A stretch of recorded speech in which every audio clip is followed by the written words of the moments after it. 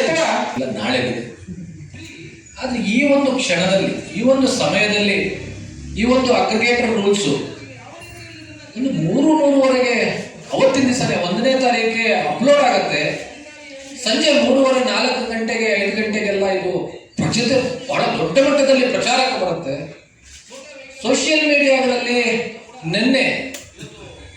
ಮೊನ್ನೆ ಎಲ್ಲರೂ ಫೇಸ್ಬುಕ್ ಅಲ್ಲಿ, ತಮ್ಮ ಟ್ವಿಟ್ಟರ್ ಖಾತೆಗಳಲ್ಲಿ ಕರ್ನಾಟಕ ರಾಜ್ಯದಲ್ಲಿ ಕೇಂದ್ರ ಸರ್ಕಾರ ಬೈಕ್ ಟ್ಯಾಕ್ಸಿಗೆ ಅನುಮತಿ ಕೊಟ್ಟಿದೆ, ರಾಜ್ಯ ಸರ್ಕಾರ ಕೊಡೋದು ಮಾತ್ರ ಬಾಕಿ ಇದೆ, ರಾಜ್ಯ ಸರ್ಕಾರ ಯಾಕೆ ಕೊಡ್ತಾ ಇಲ್ಲ, ರಾಜ್ಯ ಸರ್ಕಾರ ಇದಕ್ಕೆ ಅನುಮತಿ ಮಾಡಿಕೊಡಬೇಕು, ಕೇಂದ್ರ ಸರ್ಕಾರನೇ ಕೊಟ್ಟಿದ್ದಾಗ ರಾಜ್ಯ ಸರ್ಕಾರ ನಿಮ್ದೇನು ತೊಂದರೆ, ಈ ರೀತಿಯಾದಂತಹ ಹಲವು ವಿಷಯಗಳು ಸೋಷಿಯಲ್ ಮೀಡಿಯಾಗಳಲ್ಲಿ ಬಿತ್ತರಗೊಂಡಿದೆ.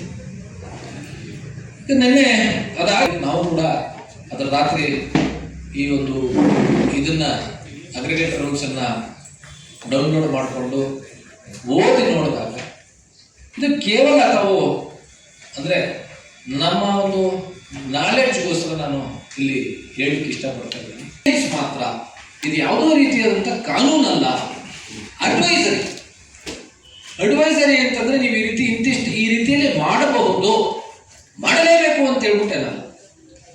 ಆದರೆ ಎಲ್ಲ ಒಂದು ರೀತಿಯಲ್ಲಿ ನೆನ್ನೆ ಮೊನ್ನೆಯಿಂದ ಸೋಷಿಯಲ್ ಮೀಡಿಯಾದಲ್ಲಿ ಕೇಂದ್ರ ಸರ್ಕಾರ ಅನುಮತಿನೇ ಕೊಟ್ಬಿಟ್ಟಿದೆ ಅನ್ನೋ ರೀತಿಯಲ್ಲಿ ಬಿಂಬಿಸ್ತಾ ಇತ್ತು.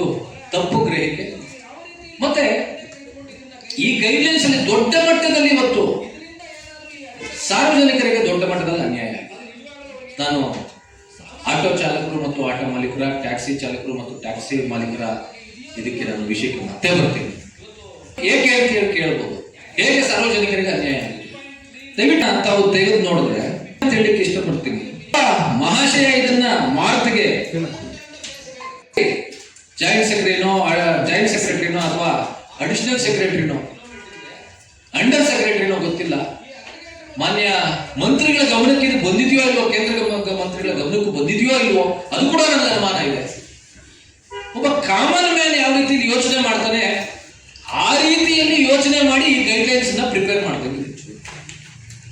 ಬಂದು ಫೇರ್ ರೆಗ್ಯುಲೇಷನ್ ಅಂತ ಹೇಳ್ಬಿಟ್ಟಿದೆ. Regulation of fare. ಕರ್ನಾಟಕ ರಾಜ್ಯ ಸರ್ಕಾರ ಆಗಲಿ ಯಾವುದೇ ಒಂದು ಸರ್ಕಾರ, ಸ್ಟೇಟ್ ಗೌರ್ಮೆಂಟ್ ಫಿಕ್ಸ್ ಮಾಡಿರುತ್ತೋ ಆ ಬೇಸ್ ಫೇರ್ ಅನ್ನ ಫಿಕ್ಸ್ ಮಾಡಬೇಕು ಅಂತ ಹೇಳುತ್ತೆ.